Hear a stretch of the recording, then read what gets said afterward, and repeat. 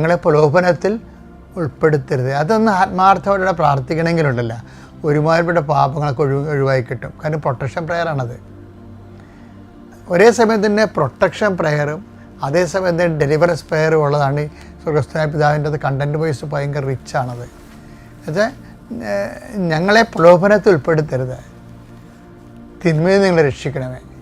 ഇത് നിങ്ങളെ ഒരു ദിവസം ആവർത്തിച്ച് പ്രാർത്ഥിക്കണം. ഞങ്ങളെ സ്വന്തമായിട്ട് ആഗ്രഹിക്കണം, പ്രലോഭനത്തിൽ ഉൾപ്പെടാതിരിക്കാൻ ആത്മാർത്ഥമായിട്ട് ആഗ്രഹിക്കണം, തിന്മയിൽ രക്ഷപ്പെടാൻ വേണ്ടി. അങ്ങനെ വന്നാൽ ഓട്ടോമാറ്റിക്കലായിട്ട് പാപങ്ങൾ മിനിമൈസ് ചെയ്ത് വരും. പാപം ഒഴിവാക്കി ജീവിക്കാനുള്ള ഏറ്റവും എളുപ്പ വഴിയാണിത്. ഒന്ന്, നമ്മളതിനെക്കുറിച്ച് കോൺഷ്യസ് ആവും.